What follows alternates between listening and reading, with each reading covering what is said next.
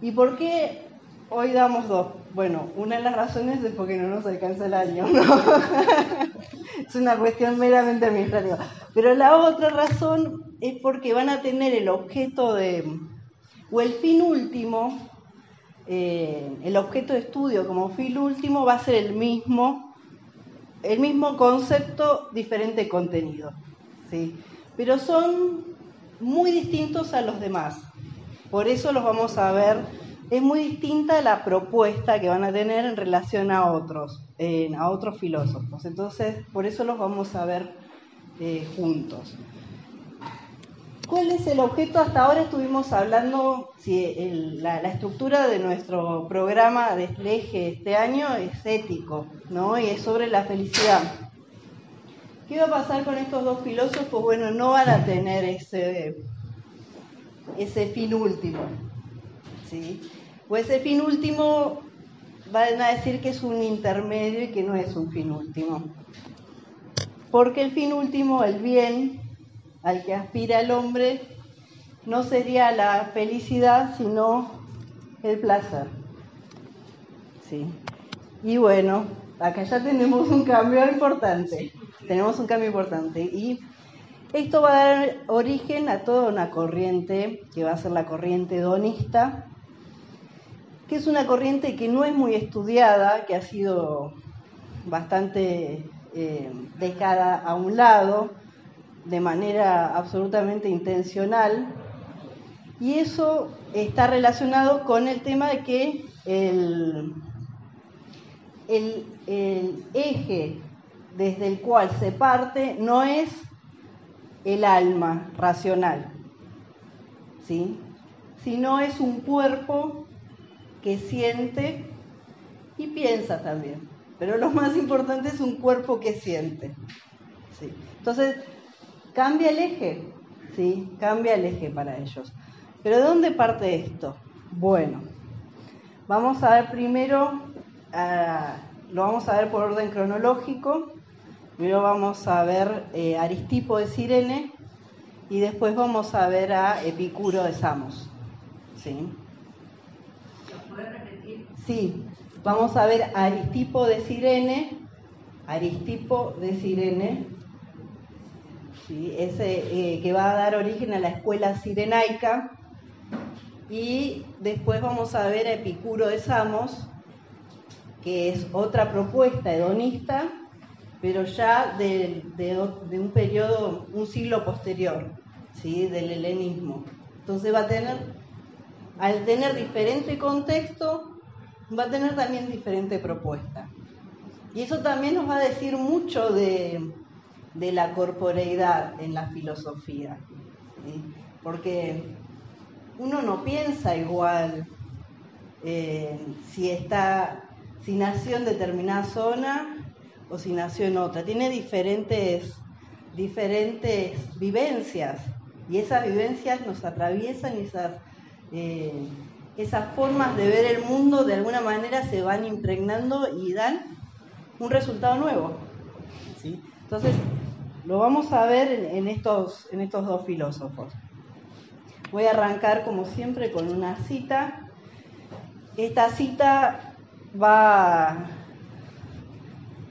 a reflejar lo que vamos a ir viendo, ¿sí? La vamos a repetir al final para ver si le pudimos agregar contenido. ¿Sí? Una cosa es espero que una cosa sea el concepto de placer que tienen ahora, y una cosa es cuando se vayan. ¿Sí? Ese es mi objetivo de la clase de hoy, ¿sí? Llenarlo de contenido, y bueno, después ustedes hagan lo que quieran, pero al menos tengan un poquito más, ¿sí? Un poquito más. Bien, la cita es de Chamfort Nicolás, es un escritor del siglo XVIII, un hedonista del siglo XVIII, y es el que va a presentar lo que se llama, o lo que Onfray, por ejemplo, llama la máxima hedonista, que dice: goza y haz gozar sin hacer daño a nadie ni a vos mismo. Esa es la moral. Sí.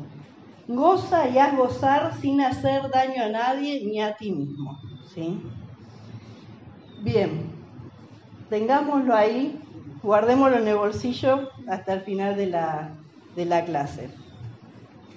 Etimológicamente, la palabra hedonismo, bueno, viene del griego hedoné.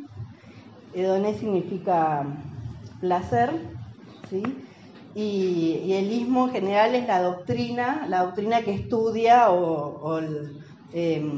la escuela que estudia sobre el placer, sería la traducción, ¿sí? Y uno dice, bueno, pero en general la filosofía como que se ve re lejos del placer, no sé ustedes, pero uno dice, así a simple vista, mira, dice filosofía y se imagina tranquilo, solo, concentrado, y cuando piensa en placer piensa en gente, música, otra cosa.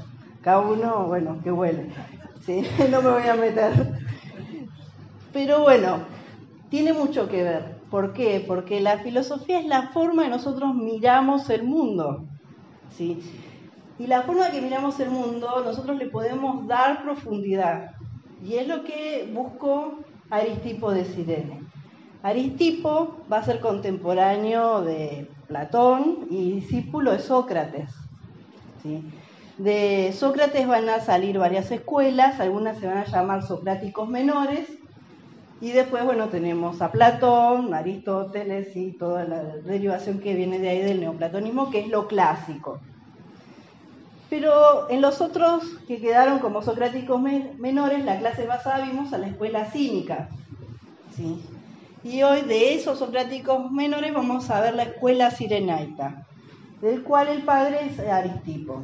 Bueno, Aristipo va a estudiar con Sócrates y va a ser el primer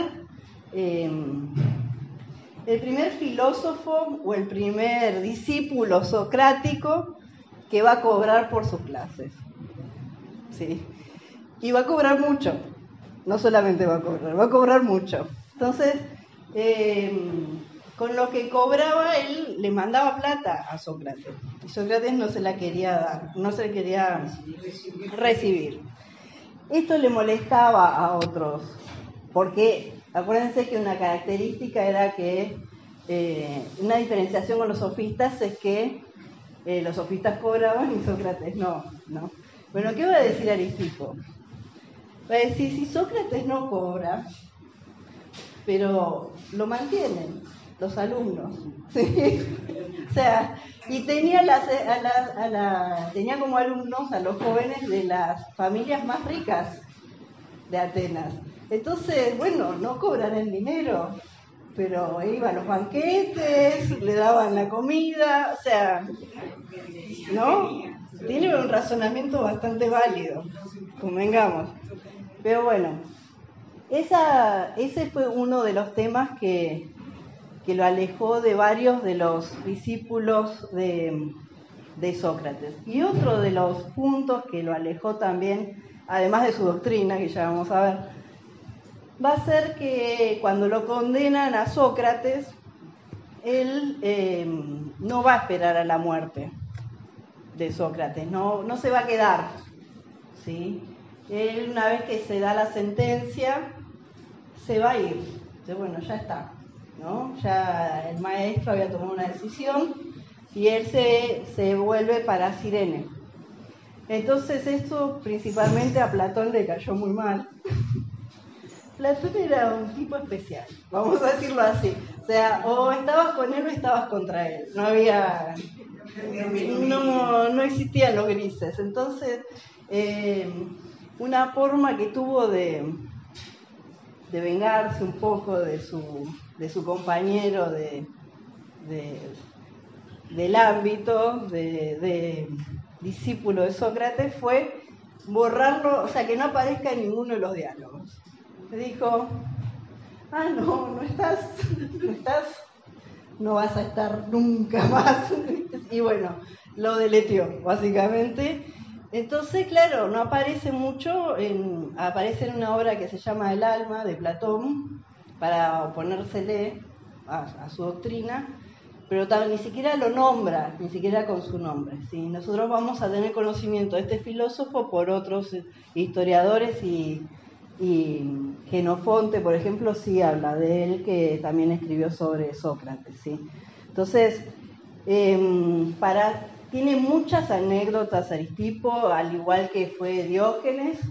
Tiene todo un apartado en el libro de Diógenes Laercio sobre vidas de los grandes ilustres, ¿sí? De los filósofos ilustres de la antigüedad. Así que los que quieran, hay muchas, yo hoy voy a decir algunas, pues ya les digo, vamos a ver 2 filósofos, si no nos va a dar el tiempo. La escuela cirenaica también se caracterizó por la anécdota, así como los cínicos, ¿sí?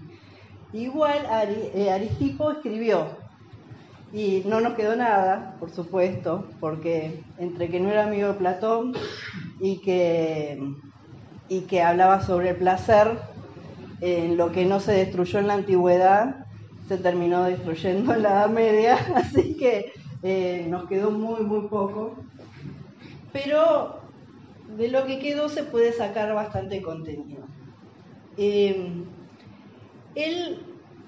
era un personaje que lo que buscó era lo que planteaba Sócrates. ¿Se acuerdan que era buscar el conocimiento? Teníamos la relación ignorancia, maldad, mal, ¿sí? Conocimiento, bondad, sería claro, la virtud, ¿sí? O sea, teníamos esa disociación. Para Aristipo se va a seguir manteniendo esto, o sea, la ignorancia es un mal, no es bueno ser ignorante, pero el conocimiento va a ser otra cosa. Al menos para el Sócrates platónico. El Sócrates platónico, el conocimiento es un viaje hacia la sabiduría, hacia las ideas. No hay un recorrido de abstracción hacia lo universal.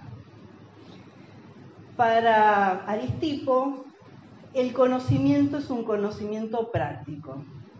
No es un conocimiento, si bien se puede racionalizar, él va a decir que es una pérdida de tiempo llegar a buscar el bien en sí mismo, la belleza en sí misma, si lo podemos referir entre nosotros.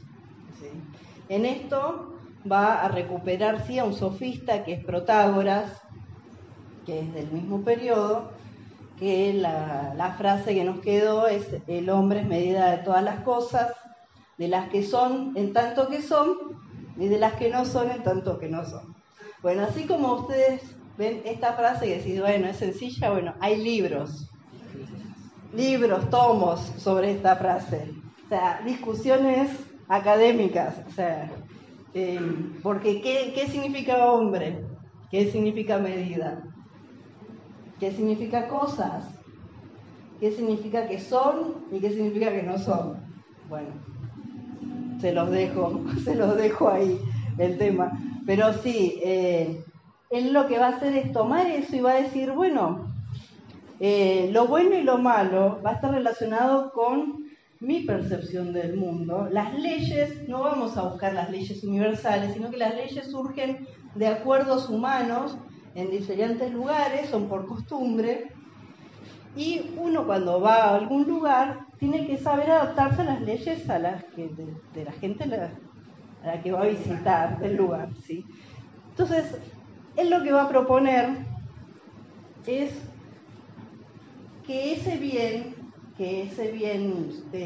superior que uno busca constantemente a lo largo de la vida, no es la felicidad que está como la zanahoria, ¿no? Que siempre está adelante y uno no llega nunca, sino está en los placeres que nosotros podemos ir recolectando día a día. Pero estos placeres no están relacionados con un exceso, ¿sí? Sino con aprender cuáles son nuestros límites para no quedar dependientes de nada. Lo principal para la escuela de Cirene es la libertad, ¿sí? Que, dicho desde otro lado, es la famosa autarquía de la que venimos hablando en todas las clases, la autarquía, el gobierno de uno mismo. poder gobernarse a uno mismo. Pero dentro de ese gobernarse uno mismo, lo que va a decir es, bueno, todos queremos estar bien. No hay alguien que diga, bueno, no, yo hoy quiero estar mal. Todos queremos medianamente pasarla bien en la vida, ¿no? No pasarla muy mal, aunque sea. Pero bueno, él lo que va a decir es todos quieren lo mejor para sí. Y eso se ve en una sumatoria de placeres. De placeres, la palabra placer está muy demasiado vulgarizada hoy, ¿no? Pero sí es un goce de alguna manera, un goce de vivir, un goce de compartir, un disfrute, ¿sí? Decir, bueno, hoy quiero disfrutar el día. Uno dice, bueno, hoy quiero disfrutar el día. Bueno, ¿qué vamos a hacer? Cuando uno se propone disfrutar el día, siempre intenta ver el vaso medio lleno, no el vaso medio vacío. Entonces, la propuesta de Aristipo es un poco esa, decir, bueno, vamos a ver la parte positiva. Y si me toca un escenario espantoso, bueno, me voy a parar de la mejor manera en este escenario, ¿sí? Él decide cobrar por las clases y se va a ver a Dioniso, el tirano. ¿Se acuerdan de la clase de Platón? Los que estuvieron en la clase de Platón, que hablamos de que fue el que lo tomó prisionero, ¿no? Que cayó 2 veces prisionero Platón en Siracusa. Bueno, Aristipo va a la corte y se siente bárbaro. Y a Dioniso le caía genial a Aristipo. Entonces se anima a llamar a Platón. Y Platón, no era como Aristipo, no se adaptaba mucho a la situación. Él quería que la situación se adapte a él. Y bueno, ahí terminó preso. Pero Aristipo, digamos que si el tirano le decía que saltara en una pata, él saltaba, no le importaba, ¿sí? No tenía ningún inconveniente y no sentía que eso le sacara ninguna libertad, ¿sí? Hay una anécdota que dice que un amigo le pidió ayuda, le pidió que le pida un favor a Dionisio. Entonces él va y se lo pide y Dionisio no le presta atención. Y entonces él, ¿qué hace? Como lo quería el amigo, le dijo, se tiró a los pies del tirano, le pidió suplicándole y el tirano accedió. Y había otras personas ahí y le dijeron, ¿a vos te parece? Como filósofo, o sea, qué dignidad, ¿dónde está? ¿Qué pasó? Y él, ¿qué contestó? Dijo, yo no tengo la culpa que él tenga los oídos en los pies. Sí. ¿Ven? O sea, cambio de perspectiva. Él lo que propone es eso, es decir, a cualquier situación se le puede encontrar la vuelta. No es algo, no hay que ponerle mala cara. Cuenta también que una vez se le ocurrió, era muy ocurrente, el tirano de Siracusa, y se le ocurrió que quería a algunos filósofos y poetas que andaban ahí a la vuelta que se disfracen, ¿no? Para salir ahí a la fiesta, y se disfracen de mujer. Y estaba Platón, y Platón dijo, no, muchachos, yo no puedo, ¿no? Pero Aristipo se puso y se fue a bailar. Y dijo, a mí no me quita nada esto, no me quita absolutamente nada, y me permite seguir viviendo tranquilo, ¿sí? Con el dispendio del tirano. Bien. Ya les digo, él cobraba su buena plata por estar en la corte, y bueno, decía, si los pescadores los salpica el mar la cara, que a mí me pase una cosa así por un pescado, a que a mí me pase algo así por un banquete, no hay ningún problema, ¿sí? Entonces, esas son algunas de las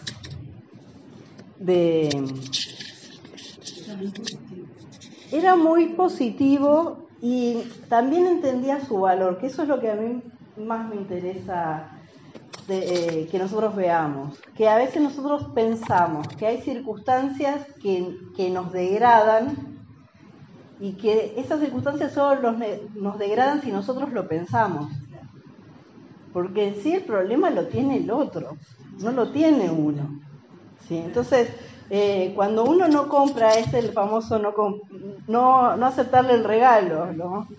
Que quédatelo vos, bueno, entonces no es mío eso. Entonces no le acepta el juego, ¿sí? Y dice, bueno, yo no tengo problema en hacer estas cosas, a mí no me resta nada, ¿sí? Ven que quiero buscar alguna otra anécdota.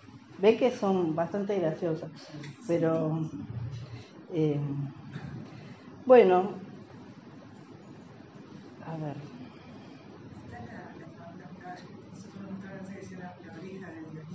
La oreja de Dioniso es donde estuvo Platón, encerrado, claro, ahí en esa cárcel estuvo y él lo vendió a unos piratas, ¿no? En realidad se lo querían matar y le dijeron no hagas eso, y bueno, y lo vendió a unos piratas, los piratas lo vendieron a una isla que estaba en guerra con Atenas, no me acuerdo el nombre, y el que lo rescata es un amigo que lo reconoce y era de la escuela sirenaica, era hedonista, sí, lo rescata, le paga el rescate y le dice vuelve a Atenas y no salgas más, y bueno, él no hizo caso, salió nuevo y volvió a estar prisionero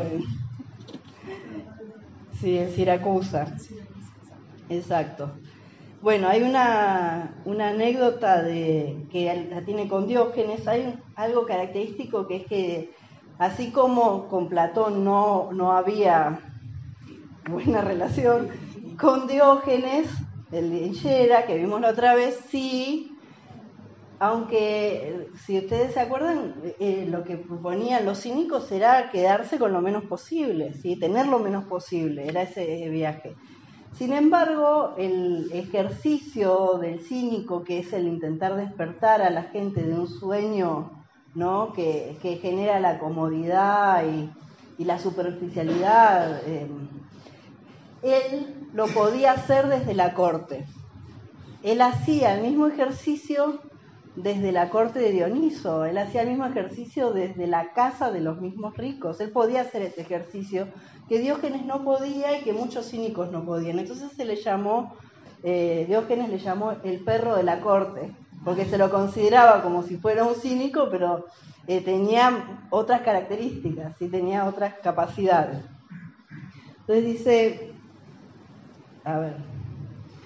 Diógenes estaba lavando unas hierbas y le dijo, si hubieses aprendido a prepararte esta comida, le dice Diógenes a Aristipo, no solicitarías los palacios de los tiranos.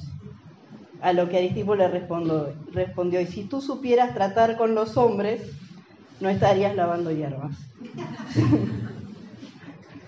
O sea, esa necesidad, primero de conocerse y después de conocer a los demás, ¿sí? De conocer, saber qué es lo que necesita el otro. Hay otras que dicen, bueno,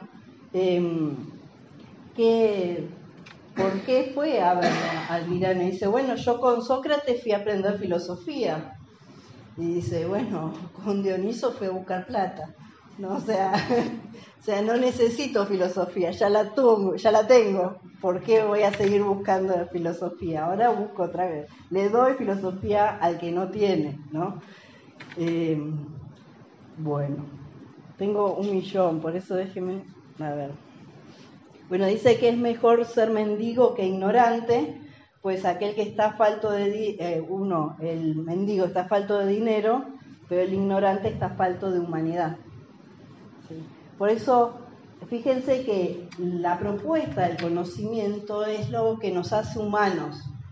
Y le va a decir, bueno, ¿cuál es el conocimiento importante? El que te sirve para relacionarte con los demás. Hay otra que dice, bueno,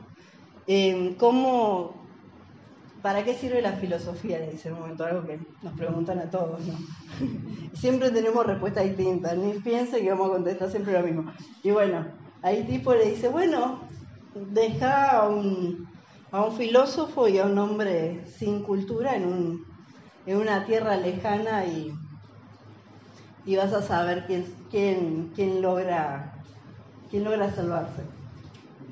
¿Sí? Porque pues, ¿quién se puede relacionar con personas distintas? ¿Quién puede entablar un diálogo? ¿Oh? Están en la clase de música, se le subió el volumen. ¿Quién puede ver al otro? ¿Sí? Salirse de su diálogo interno y ver al otro y ver qué necesita el otro y decir, bueno, yo tengo esto, a ver, hagamos un intercambio. ¿Sí? Para poder hacer un intercambio real no tiene que tener empatía, decimos hoy, ¿no? O sea, tenemos que poder conectar. Y esa es la base del hedonismo filosófico, poder ver al otro y decir, bueno, ¿qué tengo yo para darte? ¿Qué tenés vos para darme? Relacionémonos desde lo que tenemos, ¿sí? No hagamos hincapié en lo que nos falta. Por eso acá viene el tema del deseo, que Platón lo desarrolla muy bien como carencia, pero estos filósofos lo van a tomar como potencia, ¿sí? Lo que me potencia, lo que hace que yo vaya para adelante, que es el motorcito de estar vivos, ¿sí? Después Spinoza esto lo va a desarrollar, bueno, lo van a desarrollar muchos filósofos. Pero estos van a ser los primeros. ¿Alguien preguntó algo? No. Bueno. Él vivía con una meretriz, Laida, que también o sea, era una persona que iba en contra de todos los estándares morales de la época, ¿no? Bueno, tuvo una hija, Areta, y Areta él le enseñó filosofía y ella fue una gran filósofa. De hecho, en Cirene hay una escultura en honor a Areta, porque se considera que era una gran filósofa y que le dio clases a más de 200 filósofos. ¿Sí? Con lo cual no estaba tan mal, porque uno dice, bueno, y también escribió mucho que por supuesto no nos llegó, ¿no? Por supuesto no nos llegó a estos días. Bien, él va a entender el placer. ¿Cómo va a entender el placer? Les dejo, si quieren, después, cuando suba el audio, le sumo el texto donde están las anécdotas de Aristipo, ¿sí? Porque si no, no vamos a pasar a Epicuro y es importante. Para él el placer es en movimiento, ¿sí? O sea, no es estático el placer. El placer se logra, él va a decir que es un movimiento suave y que el dolor es un movimiento brusco. ¿Sí? Entonces, lo que uno va buscando siempre es el movimiento suave, pero iba a decir, de los diferentes placeres, los que más nos interesan son los del cuerpo. A todo al revés que otros filósofos, ¿eh? Ahora entienden por qué eso apareció. Bueno, entonces dice, a partir de esos placeres uno puede empezar a sentir la vida de otra manera. Y él va a decir, la sumatoria de muchos placeres o de una vida placentera hacen que sea una vida feliz. ¿Sí? Pero es una suma de circunstancias, no es un anhelo que va a pasar alguna vez. Es decir, bueno, quizás cuando seamos muy mayores miremos para atrás y digamos, bueno, sí, fuimos felices, ¿sí? Pero este placer está más relacionado con la exuberancia, con el éxtasis, con el entusiasmo, con lo que de alguna manera nos rebalsa de energía, ¿sí? Es decir, bueno, seguir haciendo cosas que nos hagan bien, que nos hagan felices. ¿Bien? Y él va a decir que hay algunas que nos hacen felices, pero poquito, ¿sí? Él va, por ejemplo, bueno, no sé, para una persona que no suele leer mucho, la lectura puede tornarse placentera, pero quizás al lado de ir a bailar, para esa persona, ¿sí?, le resulte un placer menor. Para otros va a ser lo contrario, ¿sí? Eso es una cuestión de saber cuáles son las cosas que a uno le generan esos placeres, pero que no le generan adicción, ¿sí? Él no en ningún momento habla de ninguna clase de drogas ni de cosas por el estilo, ¿sí? No. Lo único que se sabe que tomaba era vino, pero sí, lo que él dice es, había uno que se jactaba, es otra de las anécdotas, que se jactaba que no se emborrachaba, y él decía, bueno, pero eso es lo mismo que jactar, es lo mismo que un mulo, o sea, que dice cuánto carga, o un camello, o sea, no tiene sentido, ¿sí? O sea, hay cosas que no son virtuosas. Lo virtuoso es uno saber manejar hasta dónde puedo ir, y en conocer nuestros límites. Lo que va a proponer el hedonismo de Cirene, anda al borde, ¿sí? Como yo siempre digo, bueno, anda rápido, pero tenés que poder doblar en las curvas, ¿no? O sea, no, si seguís derecho ya te pasas. Bueno, es la filosofía de Aristipo, o sea, dice, bueno, anda al borde, o sea, disfrutá lo más que puedas, pero no te pases. Sí, no te pases, porque cuando te pasas viene el dolor. Bueno, uno come, ¿sí? Si se pasa, dice, bueno, hoy disfruto, pero al otro día está mal. Entonces, no, eso no. Es decir, bueno, anda, come hasta lo más que puedas, así, pero que para no sentirte mal. Algunos podrán comer un poquito, otros podrán comer mucho, pero siempre conoce tu límite. Y eso forma parte de un ejercicio muy sutil. Es muy difícil la propuesta de Aristipo, ¿sí?, de la escuela cirenaica. Es sumamente compleja, porque en general no nos conocemos. En general, bueno, sí, hay determinados placeres que nos pueden hacer desbarrancar, ¿no? Hay otra anécdota que va a decir que hay un chico que está yendo a ver unas chicas y estaba como avergonzado, y él le dice, no tengas problema en ir, el problema es que no puedas salir. El problema es que no puedas salir de ahí, ¿sí? Entonces, siempre el ejercicio de conocer dónde están nuestros límites, tanto físicos como psicológicos. Ese es el punto principal de Aristipo. Bueno, su propuesta lo que va a decir, ¿sí?, lo que va a decir Onfray es que forma parte de una terapia que él hace para uno poder mejorarse. Ya habíamos visto con los cínicos que decían que la sociedad estaba enferma, ¿no?, de tantas cosas que tenía. Imagínense, esto era en el siglo IV antes de Cristo, ya estaba así. Pero hoy, bueno, pero para Aristipo también, el tener, hay un caso también que venían unos piratas y él venía con oro y iban a atacar el barco, y él tira el oro por la borda. Y dice, es preferible que Aristipo pierda el oro a que el oro pierda a Aristipo. Sí, o sea, no estaba agarrado de la materia, no, para nada. Por eso el ejercicio es nunca quedarse atrapado, ¿sí? El problema no es tener o no tener, que era lo que plantean los cínicos, sino es decir, vos podés tener o podés no tener, lo importante es no quedarte atrapado, en no convertirte en eso, que eso no sea tu esencia. Es re difícil, sí, claro, es muy difícil. Sí. Bueno, a ver. Sí. Déjenme ver que les quiero pasar.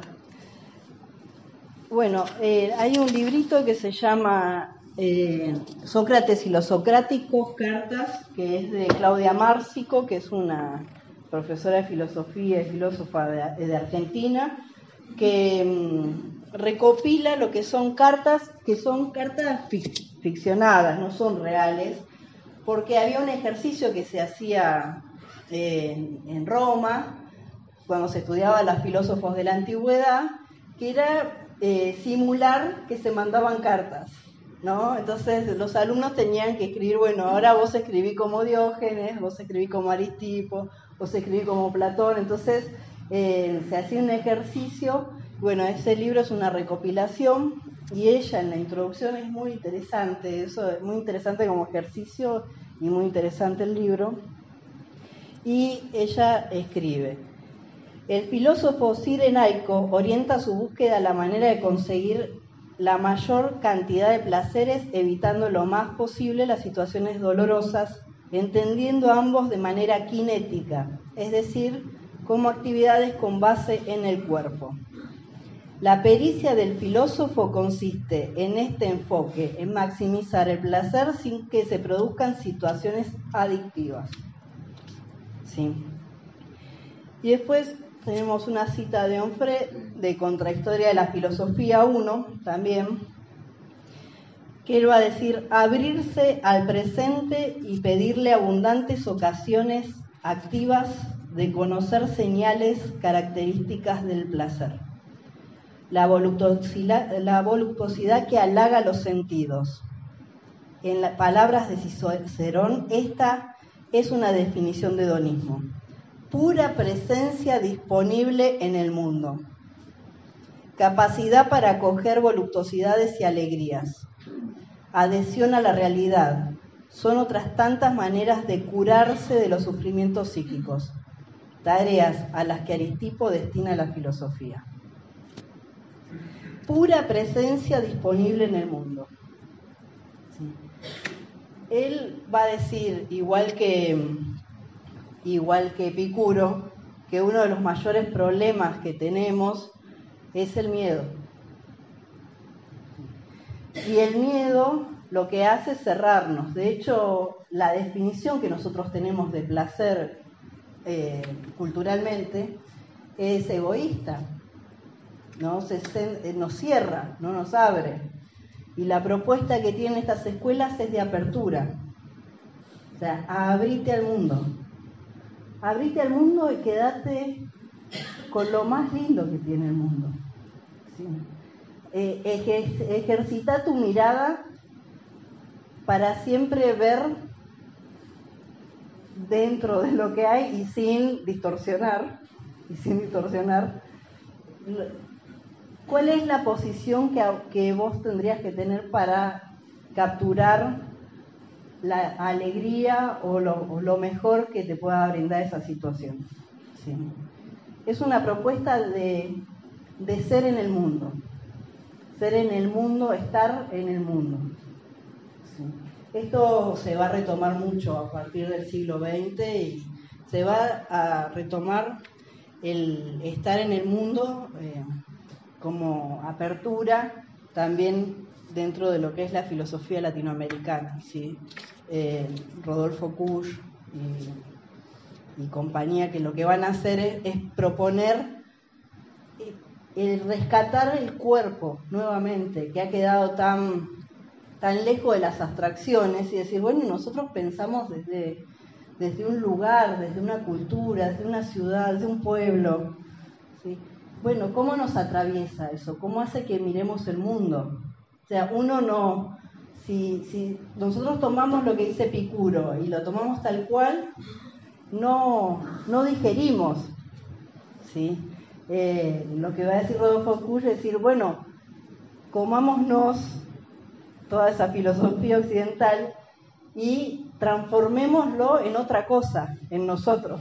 Transformémoslo en nuestro cuerpo de otra manera, ¿sí? De la manera de ser hoy acá. Bien. Y esa es la propuesta hedonista, es decir, bueno, recuperemos el cuerpo. Bien. Vamos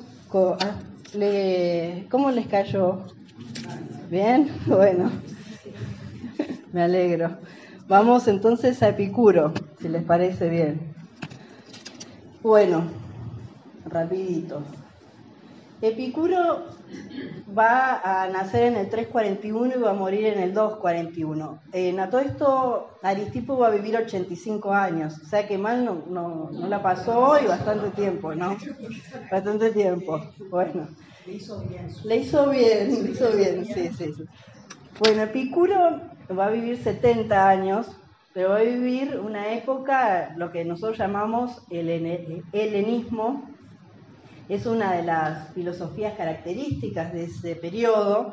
Va a aparecer el epicureísmo y el estoicismo casi en simultáneo, como propuestas en parte que se tocan y en parte antagónicas. Epicuro nace en Samos, que es una isla, y recuerden que en esa época, se cae el imperio de Alejandro Magno, se fragmenta y se empieza a modificar políticamente y a través de guerras y de saqueos y de peste y todas las cosas que hacían que la gente migrara. Él tenía la ciudadanía ateniense por parte del padre, el padre era maestro, y bueno, se fue en un momento a Lampsaco, que es al sur de Bulgaria, sería en la actualidad. Ahí estuvo 4 o 5 años y generó una comunidad, y en el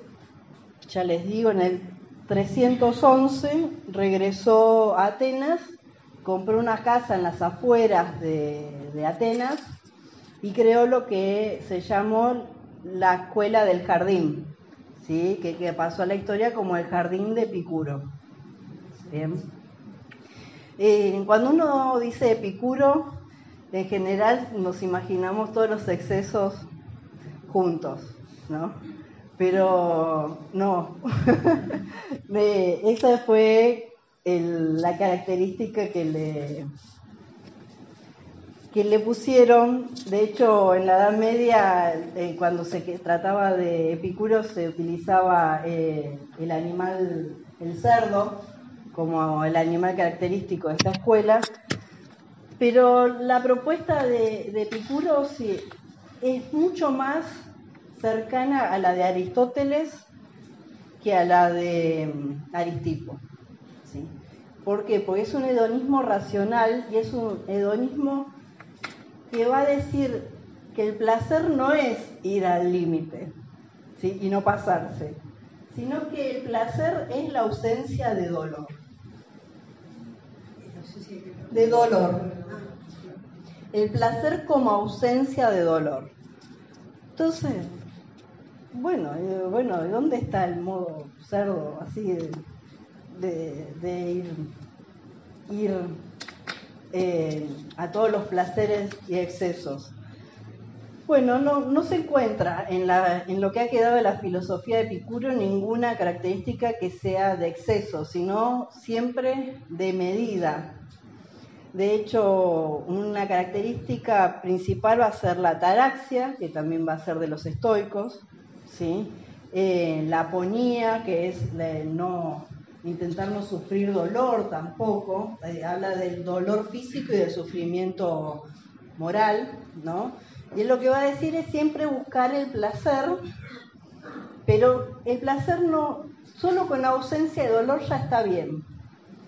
Esto se da en otros marcos, porque si nosotros pensamos en la corte de Dioniso, jamás podemos pensar el placer como ausencia de dolor, ¿sí?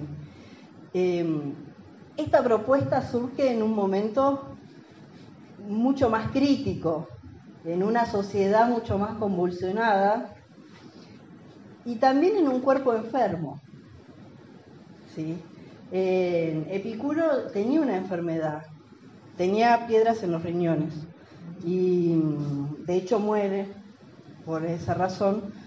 Y claro, había cosas que no podía, tenía problemas estomacales, no podía comer. Entonces, él lo que decía era, bueno, vamos a los placeres elementales, ¿sí? Y va a hacer una distinción entre los placeres necesarios, los placeres innecesarios, ¿sí? Y va a decir que hay unos que son intermedios. Va a decir que los placeres naturales y necesarios son, por ejemplo, tomar agua, ¿sí? Tener que comer. Pero dice, los placeres naturales, pero innecesarios es que, bueno, esa agua se transforma en una copa de vino, ¿sí? En vez de un plato discreto, hagamos claro, ¿sí? O sea, no. Y después va a decir que hay no naturales, sino necesarios, que podemos decir, bueno, uno quiere tener el último iPhone, ¿sí? No es natural ni necesario. Entonces, va a decir, bueno, ¿cuáles son los placeres a los que hace referencia como base Epicuro? Va a ser a los naturales y necesarios. O sea, el placer de tomar agua, el placer de estar calentitos si estamos en invierno, ¿sí? De poder dormir. Y hasta él no va a tener en cuenta la sexualidad, ¿sí? Los que le siguen, sí, principalmente los epicúreos romanos van a decir, no, mira, esto forma parte de los naturales y necesarios, no lo vamos a poner en los innecesarios. No le compran eso, pero él sí, él decía que no era natural y necesario. Bueno, él va a armar este jardín es en realidad es un huerto en donde empiezan a hacer una huerta para comer, ¿sí? O sea, la mayoría lo que se buscaba, acuérdense que el ejercicio siempre es una filosofía que nos lleve a la autarquía y no depender hasta de alimentos afuera, también formaba parte del ejercicio. Entonces, bueno, hacen su huertita y lo que tienen de característica los epicúreos, como los pitagóricos, es que no comían carne. Sí. En el caso de los epicúreos, este ejercicio está relacionado con su propuesta filosófica, que es que los animales también sienten placer y dolor. O sea, nosotros formamos parte de una naturaleza, no está el hombre por un lado y la naturaleza por otro. Entonces, no van a generar un sufrimiento a un animal.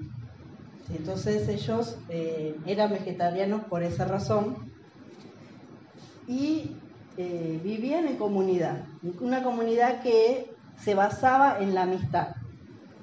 Había una frase cuando entrabas a la casa, esperen que empecé a mezclar todo, parezco los Lelutier, ¿vieron? Cuando empiezan a mezclar, ya lo encuentro.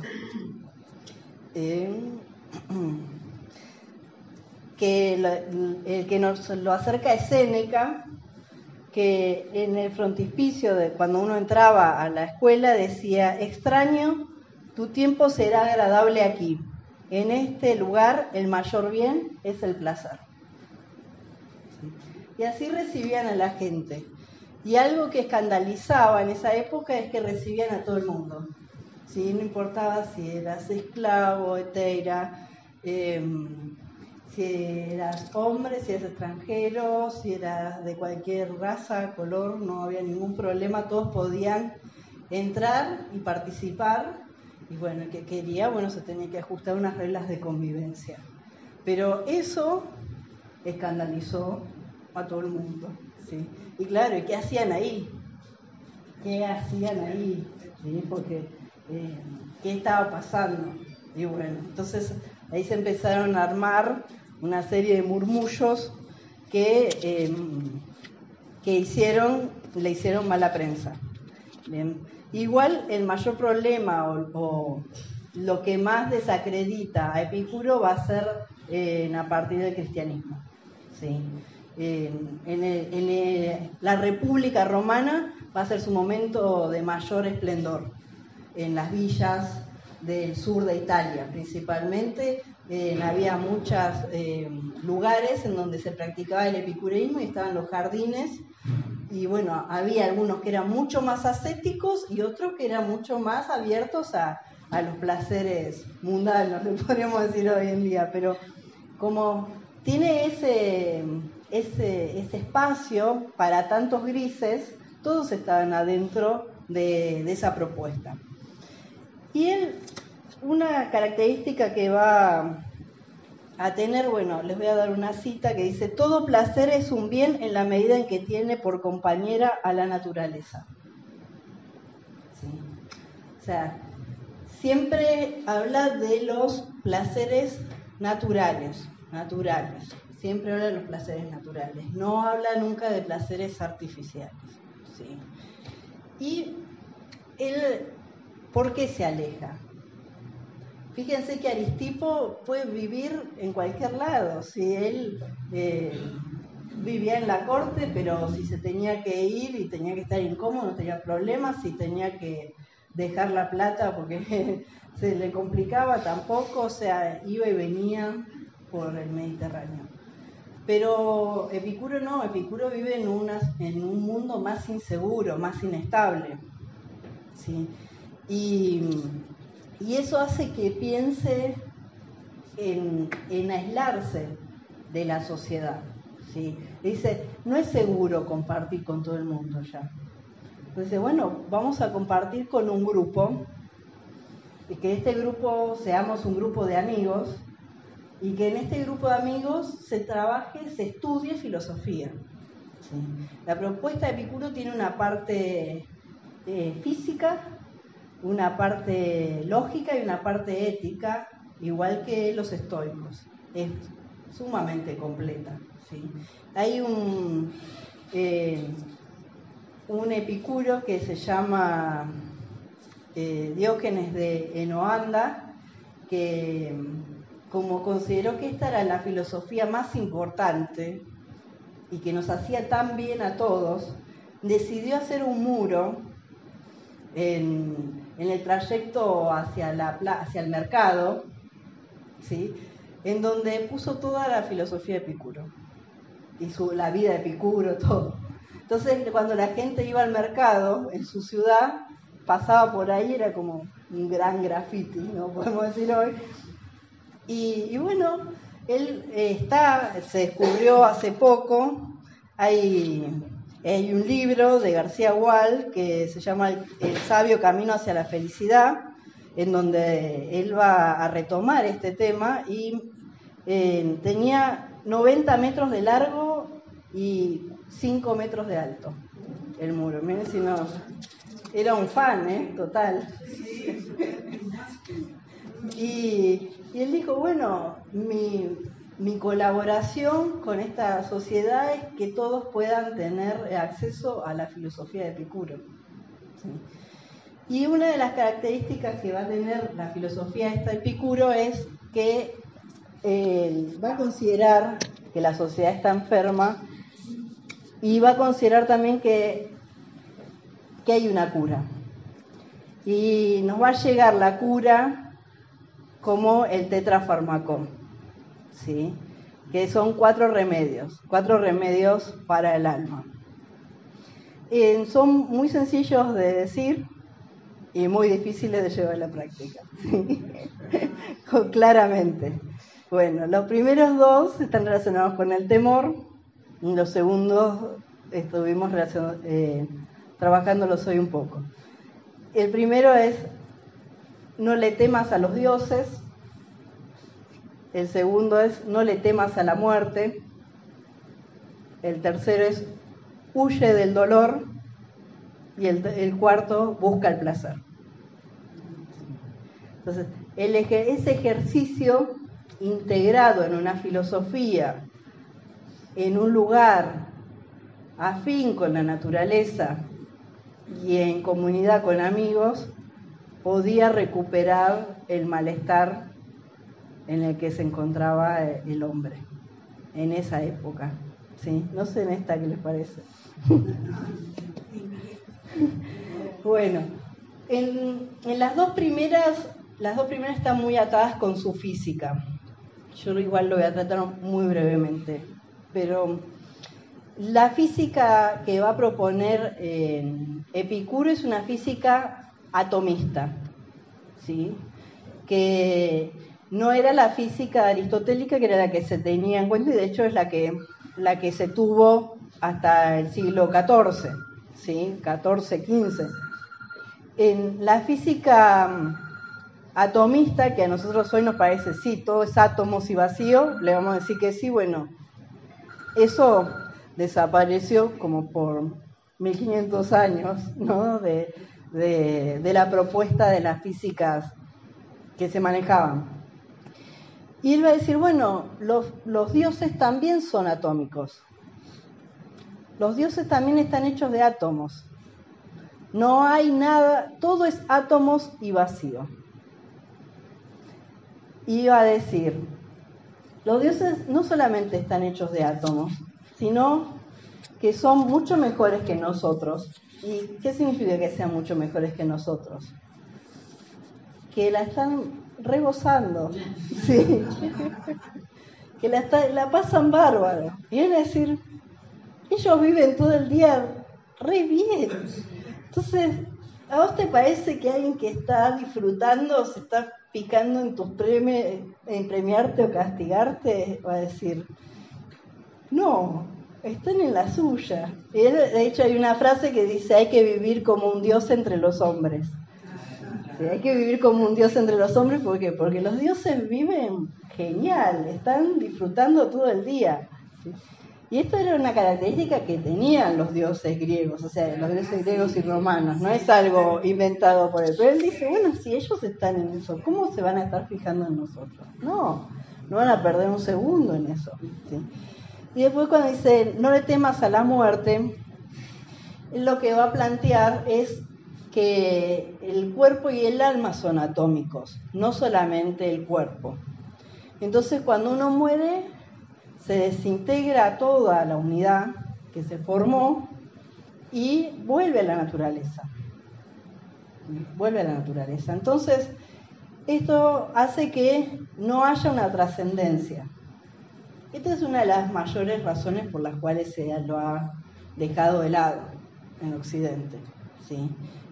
La falta de trascendencia. Y él va a decir, no le temas a la muerte, porque cuando la muerte esté, vos ya no vas a estar. Y cuando vos estás, la muerte no está. Así que no le temas a la muerte. No la vamos a conocer. No la vamos a conocer, exacto. No nos cruzamos, así que no le tengas miedo. Y después va a decir, huye del dolor, y eso va a decir, todos los animales huyen de lo que les duele o le hace daño, es algo instintivo. Entonces, uno tiene que huir del dolor y buscar el placer, pero no siempre lo que nos resulta placentero hoy es bueno para nosotros. Entonces, él va a decir, bueno, esto es una cuestión de sumas y restas, por eso es un hedonismo racional. Y va a decir, bueno, si yo hoy como de más, mañana voy a tener un ataque al hígado, o voy a tener determinado problema, no voy a comer de más. ¿Por qué? Porque el dolor es más grande que el placer que genera, ¿sí? Entonces ahí empieza la suma de los placeres en relación a los dolores que se generan. Uno dice, un dolor para el futuro, a veces no vale la pena un placer inmediato, ¿sí? Es sumamente medido. Y para terminar les voy a leer una cita del mismo Epicuro, de la carta a Meneceo. Él va a decir, toda vez que digamos que el placer es la finalidad, no hablamos de los placeres de los viciosos, ni de los placeres que radican en el mero goce, porque ni las borracheras, ni las juergas sin pausa, ni los goces con jóvenes y con mujeres, ni los pescados, ni con las demás cosas que aporta una mesa extravagante engendran una vida placentera. Por el contrario, esto lo hace el sobrio razonamiento, que examina la causa de toda elección y que expulsa las opiniones a partir de las cuales una grandísima turbación se apodera del alma. Las opiniones generan duda y las dudas generan las turbaciones, ¿sí? Las inquietudes, los miedos. Entonces, fíjense lo distante que está, ¿no? A lo que uno cuando decía Epicuro. Qué distante, ¿bien?